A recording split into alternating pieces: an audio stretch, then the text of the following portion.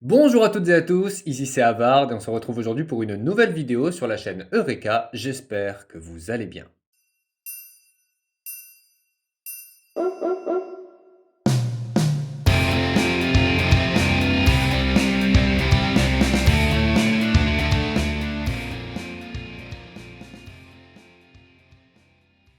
Comme d'habitude, c'est à vous de décider du thème de chaque épisode en votant en commentaire pour votre thème préféré. La liste des thèmes est comme d'habitude disponible à la fin de cet épisode, donc n'hésitez pas à rester bien jusqu'au bout pour m'indiquer le nom du thème que vous voulez voir abordé lors du prochain épisode.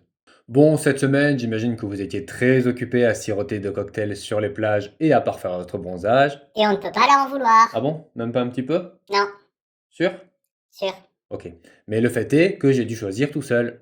Du coup, j'ai décidé de sortir le tout premier épisode que j'ai écrit pour la chaîne Eureka en 2019. La vache, ça ne rajeunit pas. Celui-ci n'est finalement jamais sorti au profit d'autres vidéos, donc le voici avec quelques années de retard et j'espère qu'il vous plaira.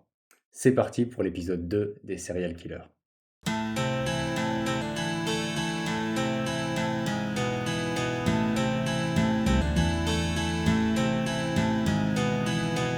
Petit disclaimer avant de commencer, jusque-là j'ai été le plus enrobant possible sur des sujets importants et sensibles, mais vu le dossier auquel on s'attaque aujourd'hui, il est possible que cet épisode heurte la sensibilité de certains. Voilà, je vous aurais prévenu, c'est à vos risques et périls. On va parler de très nombreux serial killers sur cette chaîne, hein. Comme vous le savez, c'est un de mes sujets préférés et j'ai l'impression que c'est aussi votre cas. Tu dis ça au hasard ou parce que l'épisode 1 des Serial Killer a fait 10 fois plus de vues que tous les autres épisodes? Va savoir. En tout cas, on ne peut pas parler de tueur en série sans évoquer le cas de Albert Fish. Albert? Albert, Albert ou Albert? c'est pareil. Oui, mais quand même. J'ai toujours pensé qu'il était difficile de dire quel était le pire serial killer de l'histoire. Tout simplement parce qu'il y aurait trop de critères qui rentreraient en compétition.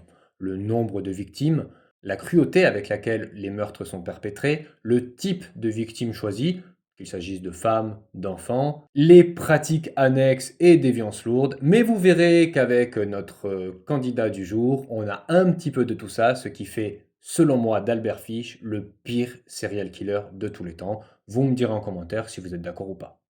Comme nous l'avons vu dans l'épisode 1 de la série des serial killers, le terme a été inventé par Robert Ressler, alors agent du FBI et profiler dans les années 70, et largement popularisé lors du procès de Ted Bundy. D'ailleurs, pour plus d'informations et en plus de l'épisode 1 sur le thème, Robert Ressler a eu le droit à sa vidéo short, donc n'hésitez pas à aller la visionner après cet épisode. Ne regardez pas les shorts, ça sert à rien, j'y suis pas. Je crois que tu viens de leur donner une motivation supplémentaire. Avant Ressler, le terme mass murder, meurtre en masse en français, a été utilisé pour désigner le tueur en série macabre dont nous allons parler aujourd'hui.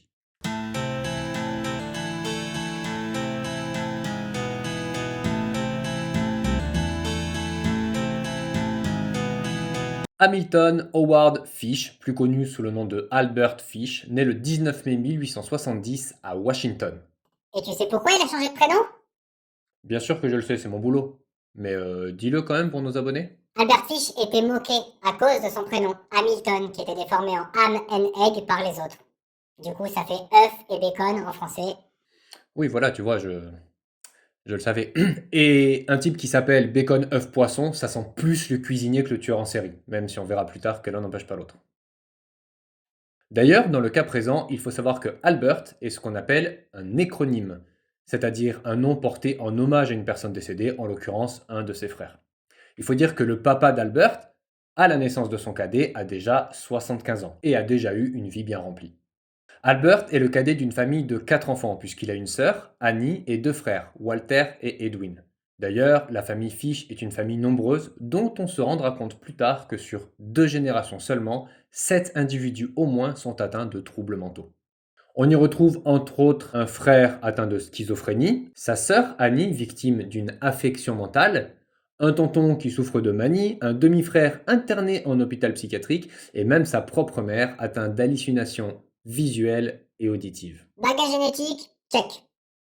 Son père, Randall Fish, meurt d'une attaque cardiaque en 1875. Sa mère, désormais privée des revenus de son mari, ne va plus pouvoir s'occuper de son fils seul. Albert Fish est placé dans un orphelinat. Et c'est dans ce nouveau foyer, l'orphelinat St. John à Washington, qu'Albert Fish développe ses premiers troubles. En effet, il y subit des violences tant de ses camarades de classe, qui l'affublent de ce fameux sobriquet cuistot qui lui donnera l'envie de changer de prénom plus tard, que du personnel dont il reçoit des maltraitances tant mentales que physiques.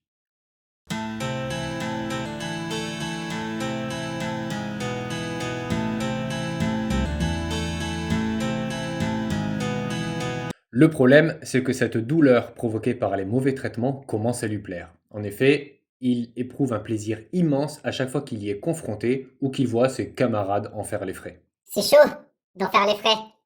Pour l'instant, c'est ton humour qui jette un froid dans cette vidéo. Ce calvaire ne va durer que 5 ans puisque sa mère, Helen Fish, trouve enfin un travail en tant que fonctionnaire, ce qui lui permet de récupérer Albert Fish à l'orphelinat. Celui-ci est alors âgé de 10 ans. Mais les premières déviances rongent déjà l'esprit torturé d'Albert Fish. En 1882, alors qu'il est âgé de 12 ans, il fait la rencontre d'un garçon qui bosse au télégraphe et qui lui permettra de connaître les plaisirs de l'ondinisme et de la coprophagie. Plaisir carrément. Ça va, j'ai mis les guillemets. Comme cet épisode va déjà dépasser largement le seuil de tolérance à l'horreur de la plupart d'entre vous, je vous laisserai chercher la définition de ces deux termes si vous avez la chance de ne pas les connaître. Il est âgé de 20 ans lorsqu'il déménage à New York. Pour subvenir à ses besoins et pour assouvir ses pulsions, j'imagine, Albert Fish se prostitue la semaine et fréquente les bains publics le week-end pour décompresser et y observer le corps partiellement dénudé des jeunes garçons qui s'y baignent. C'est à cette époque qu'il commence à voler avec un i ses premières victimes. Ton jeu de mots, c'est pour faire de l'humour ou pour contourner la censure YouTube? Non, c'est parce que c'est dégueulasse et que je me refuse de prononcer ce mot-là. En 1898, il fait la rencontre de celle qui deviendra sa femme, Anna Marie Hoffman, alors âgée de 9 ans de moins que lui, et présentée par sa mère Hélène, qui, par ce mariage arrangé, souhaite caser son cadet. Pas facile à dire vite ça, caser son cadet. Le couple aura 6 enfants, Albert comme papa, Anna comme maman, Eugène, Gertrude, John et Henri. À cette époque, Albert travaille comme peintre en bâtiment. Ce boulot a le double avantage de nécessiter peu de qualifications et de ne pas s'encombrer d'un matériel trop lourd. Ainsi, notre futur tueur en série peut se rapprocher de ses victimes et prendre la fuite assez rapidement en cas de flagrant délit. Oui, parce que son mariage n'a pas vraiment assagi le bonhomme, hein. Il fréquente des bordels dans lesquels il aime se faire battre et fouetter et a de nombreux amants. D'ailleurs, il racontera plus tard que c'est lors de la visite d'un musée de cire avec l'un d'entre eux qu'il assiste à la dissection d'un organe génital masculin, ce qui le fascinera pour l'art de la castration. Opération qu'il tentera d'ailleurs sur un autre de ses amants rencontrés lors d'une orgie, Thomas Beden, en essayant de lui trancher le phallus avec une paire de ciseaux. On peut faire une pause là, je me sens pas très bien. J'avais prévenu, hein. En 1903, sa mère Hélène décède à l'âge de 65 ans.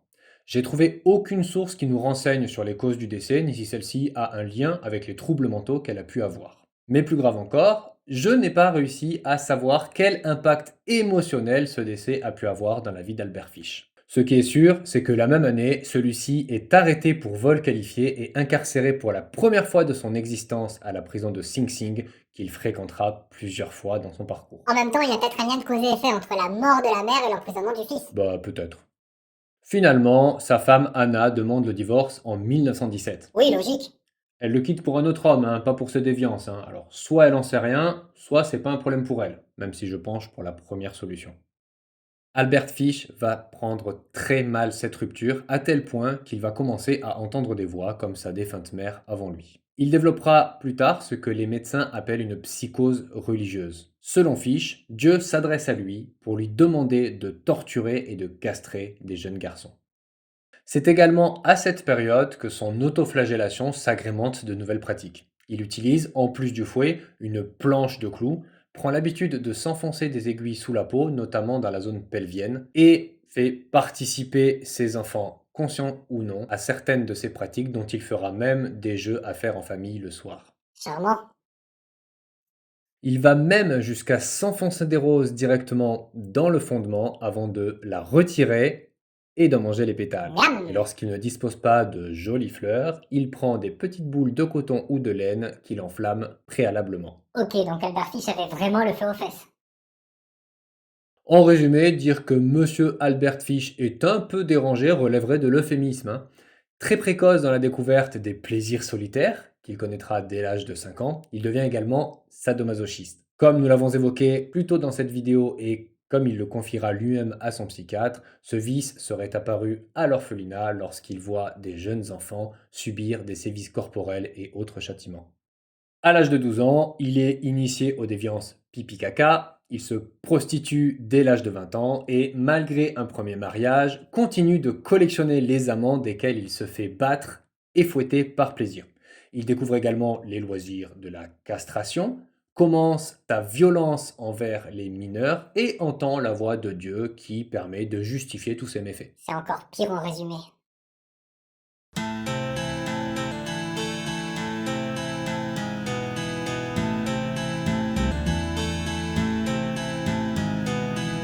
Bien qu'elle ne fût confessée que beaucoup plus tard par Albert Fish, sa première victime fut Francis McDonnell, alors âgé de 8 ans et habitant à Staten Island. Les faits remontent au 14 juillet 1924. Albert Fish est d'abord repéré plutôt par la mère de la victime qui voit un vieil homme habillé en gris, probablement SDF, agir de manière bizarre en agitant frénétiquement les mains et en parlant tout seul. En fin d'après-midi, l'individu se rapproche petit à petit du jeune groupe d'enfants qui est en train de jouer au football. Il interpelle le jeune garçon et tandis que les enfants reprennent leur partie, Francis est entraîné à l'écart jusqu'à disparaître complètement des radars. Le soir venu, ses parents s'inquiètent de cette disparition et le père, qui est alors policier, va mener personnellement des recherches qui vont aboutir à la découverte macabre du corps sans vie de son jeune fils dans un petit bois. Retrouvé nu et étranglé par ses propres bretelles, le corps du jeune Francis laisse les enquêteurs perplexes, puisqu'un tel agissement nécessiterait une force largement supérieure à celle du vieil homme tel que décrit par la mère de la jeune victime.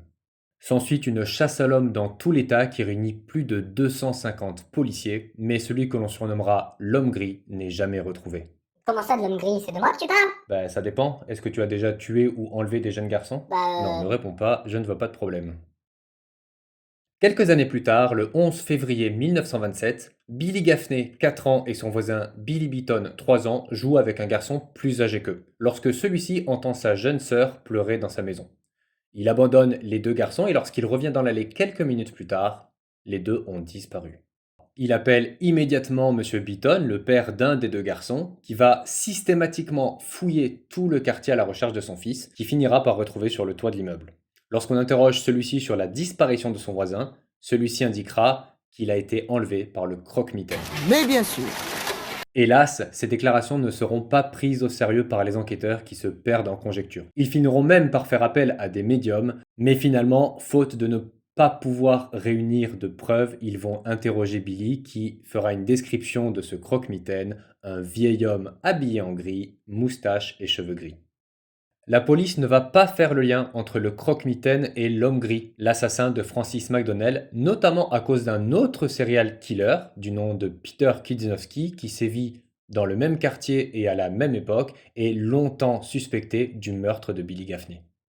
Bien plus tard, la maman de la victime se rend à la prison de Sing Sing où est incarcéré Albert Fish afin d'en savoir davantage sur la mort tragique de son enfant.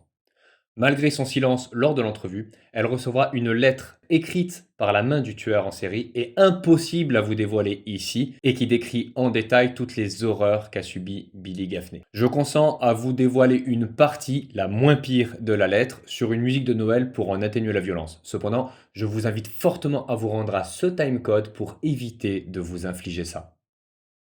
ils sont toujours là. Oui, mais au moins ils sont prévenus.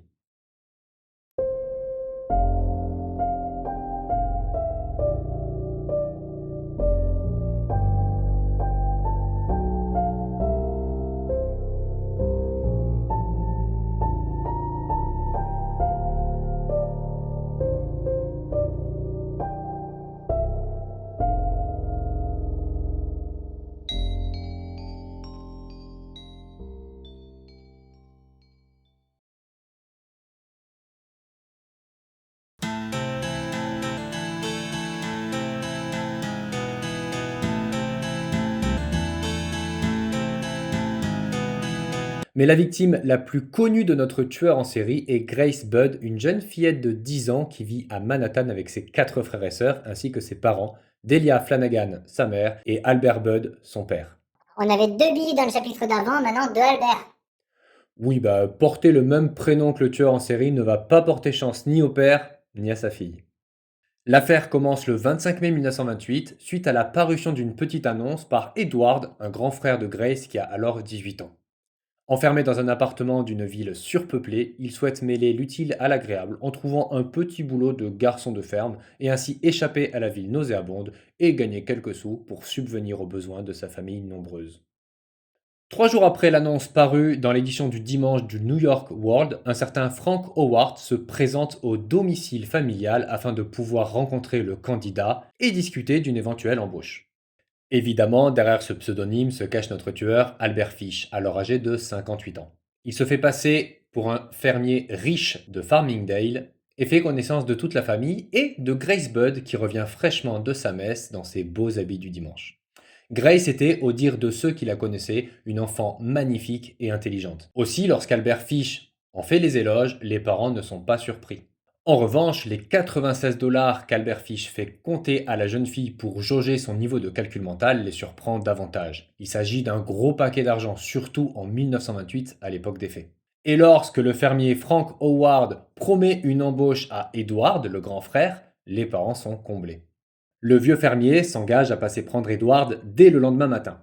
Mais il annonce qu'il doit d'abord se rendre le soir même à l'anniversaire de sa sœur. Apparemment tombé sous le charme de Grace, il lui propose de l'accompagner à la fête et promet à ses parents de la ramener tout de suite après. Évidemment, les parents hésitent dans un premier temps, mais un homme, au demeurant si distingué, avec de l'argent et une affaire florissante, ne peut être pourvu de mauvaises intentions. Il demande l'adresse de la sœur en question, puis accepte que Grace y soit conviée. Il voit ensuite le fermier Frank Howard partir avec leur plus jeune fille qu'ils ne reverront jamais. Mais comment les parents ont pu accepter ça? C'est vrai qu'aujourd'hui, cette décision peut paraître irresponsable et dangereuse. Mais à l'époque, en 1928, il n'y a pas Internet. Pas d'étalage du moindre fait divers dans les réseaux sociaux, pas de climat de méfiance, surtout d'un homme âgé, avec une bonne situation et qui est pourvu de bonnes intentions puisqu'il fait une proposition d'embauche très alléchante au frère aîné, alors que la famille est gravement dans le besoin. Après une nuit d'angoisse à trouver des alibis divers au retour tardif de leur fille, les parents se rendent à la police dès le lendemain matin et sont accueillis par le lieutenant Samuel Driben, qui ne tarde pas à découvrir que non seulement l'adresse de la sœur est fausse, mais qu'en plus, aucun fermier du nom de Frank Howard n'est propriétaire d'une ferme à Farmingdale. Bah tiens, L'enquête commence, tout comme celle pour la disparition de Billy Gaffney, par une succession de déceptions. Par exemple, le soi-disant fermier qui avait envoyé un télégramme à la famille pour reporter la date d'entretien avec Edward s'est empressé de le récupérer lors de sa visite en prétextant qu'il devait se plaindre auprès de la Western Union. Le fermier a offert à la famille Budd des fraises et de la crème fraîche, soi-disant en provenance de son exploitation, et lorsque la police trouve l'épicerie qui les a vendues à Albert Fish, l'épicier va faire une description sommaire de l'individu, un vieil homme, une moustache grise, qui ne trouvera pas écho lors de l'enquête menée dans le quartier. Les mois passent, puis les années pendant lesquelles la police appréhende de nombreux suspects, mais aucun d'entre eux ne peut être identifié comme étant le ravisseur de Grace Budd. C'est le cas par exemple de Charles Edward Pope, un gardien d'immeuble de 66 ans, accusé par sa femme, mais à tort. Il est libéré le 2 décembre après avoir passé 108 jours en prison et avoir été jugé non coupable. non coupable? Oui, sa femme était aliénée et avait quelques preuves, mais pas concluantes. Elle en avait surtout après son argent. Pendant ce temps, Albert Fish semble s'être assagi, mais il est rattrapé par ses vieux démons en 1930 puisqu'il est arrêté et incarcéré en décembre de la même année. Comme étant le ravisseur de Grace? Non, non, juste pour avoir envoyé des lettres à plusieurs femmes, notamment une qui répondait à une petite annonce pour être femme de ménage. Les lettres sont à ce point horribles qu'elles seront jugées par la cour d'une nature vile, obscène et dégoûtante et ne seront jamais rendues publiques. À la suite de sa condamnation, Albert Fish est envoyé en hôpital psychiatrique où il se conduit si bien que le personnel médical affirme avoir affaire à un vieil homme doté de démence sénile mais au demeurant fort sympathique. C'est une blague? Malheureusement, non. Fish est autorisé à aller vivre chez son fils aîné, Albert Jr. Mais celui-ci, en découvrant que son papa joue avec une planche à clous et un chat à 9 queues en cuir, va lui demander de partir, ce qu'il fait sans faire d'histoire. En 1934, tout le monde s'est désintéressé de l'affaire Grace Budd, à l'exception d'un homme, le lieutenant William King, qui prend cette affaire très au sérieux et va même, malgré le peu d'avancées dans cette enquête qui prend des allures de code case, demander à la presse le 2 novembre, le New York Daily Mirror, de faire publier un article à la teneur suivante. J'ai discuté avec la police concernant le mystère Grace Budd. Elle avait 10 ans lorsqu'elle a été kidnappée il y a 6 ans. Et l'on peut dire que le département des personnes disparues va résoudre l'affaire ou espère le faire d'ici 4 semaines. Cette initiative a une conséquence aussi horrible que déroutante. Madame Budd reçoit une lettre de la part du tueur en série, que par bonheur pour elle, elle ne peut pas lire elle-même du fait de son illettrisme.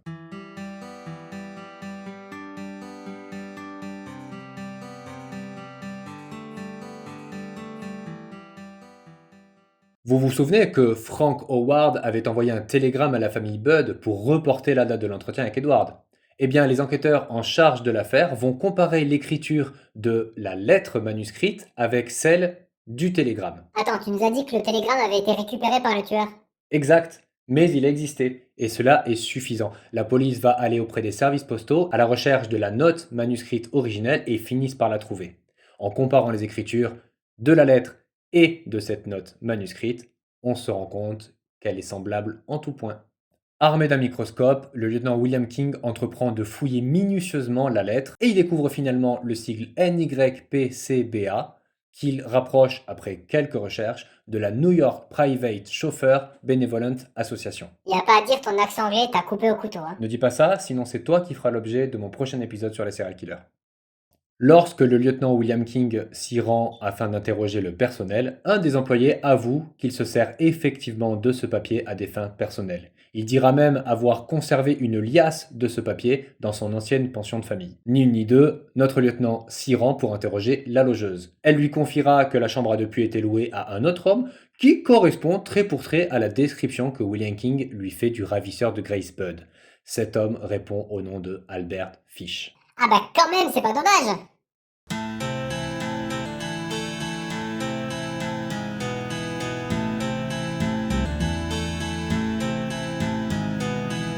C'est finalement le 13 décembre 1934, soit 6 ans après l'enlèvement de Grace Budd, qu'Albert Fish revient à la pension pour y relever son courrier. Le lieutenant King l'interpelle, mais Fish tente de l'agresser avec une lame de rasoir. Sauf que le vieil homme, il est plutôt jeune et se fait facilement maîtriser et enfin arrêter. Par la suite, on découvrira dans la chambre de nombreuses coupures de presse relatant les faits de Fritz Harman, dit le boucher de Hanovre, qui est un autre tueur en série contemporain. On y retrouvera également les histoires extraordinaires d'Edgar Allan Poe. Albert Fish est officiellement reconnu coupable du meurtre de 3 enfants âgés de 4, 8 et 10 ans et suspecté dans 6 homicides supplémentaires. Selon les forces de police interrogées à l'époque, il pourrait avoir fait jusqu'à 15 victimes. Lui-même assure qu'il a tué 100 enfants et son psychiatre parlera même d'au moins 400 victimes. Elle est largement au-delà des 8000. En même temps, le docteur Frederick Wertham, alors psychiatre d'Albert Fish, est connu pour avoir mené une campagne contre la violence dans les comics dans les années 50, donc je ne suis pas sûr que mon effet de montage précédent lui ait beaucoup plu. Albert Fish est jugé le 11 mars 1935 dans un procès qui va durer 10 jours.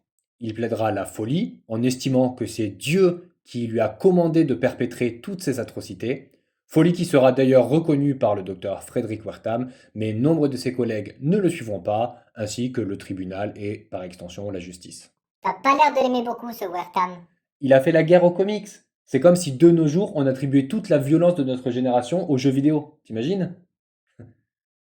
Il est exécuté le 16 janvier 1936 à la prison de Sing Sing, soit presque un an après sa condamnation. Il dira lui-même que sa mort par électrocution sera le tressaillement suprême de sa vie. Une légende urbaine raconte qu'il aurait fallu 2 décharges électriques pour mettre fin à sa vie, notamment à cause des aiguilles qui s'enfonçaient dans le bassin, même si cette théorie a depuis été largement démentie. Alors, voyons voir. On a le nombre de victimes, entre 15 et 400 selon les estimations, la cruauté des meurtres avec le démembrement et le reste, Le type de victime, puisqu'il s'attaquait qu'à des enfants et si possible des Afro-Américains ou des handicapés pour que la police ne soit pas trop encline à mener les recherches. On a les déviances lourdes, hein, avec oui, le SM, l'ondinisme, la coprophagie, le cannibalisme et le vol avec un i sur les enfants. Vous le validez, le pire tueur de l'histoire des serial killers, ou on attend les prochains épisodes pour se faire une idée? Encore aujourd'hui, celui qui a porté les surnoms de Croque-Mitaine, l'homme en gris, l'étrangleur de Wisteria, le vampire de Brooklyn ou le démon cannibale continue de nous fasciner malgré l'horreur de son histoire. Il a notamment inspiré un film, The Grey Man, réalisé en 2007 par Scott Flynn, qui a reçu un accueil mitigé. C'est la fin de cet épisode 2 sur le thème des serial killers et centré sur Albert Fish, j'espère qu'il vous a plu. Je pense qu'il y aura encore de très nombreux épisodes sur ce thème parce que même si pour moi Albert Fish mérite décidément la palme d'or des serial killers, ils sont des dizaines et des dizaines à mériter un épisode à part entière. Pour la semaine prochaine et le nouvel épisode, c'est comme d'habitude à vous de décider de quoi il va traiter en votant par vos commentaires et en m'indiquant le nom du thème que vous souhaitez voir abordé sur la chaîne. Comme toujours, la liste de l'entièreté des thèmes qui sont traitables sur cette chaîne arrive juste après ça. Je vous remercie infiniment pour votre visionnage. N'hésitez pas à vous abonner à cette chaîne si ce n'est pas déjà fait, à la partager à votre entourage. Et quant à moi, Ok, on vous retrouve la semaine prochaine ou les semaines prochaines pour un nouvel épisode. D'ici là, prenez soin de vous. Ciao!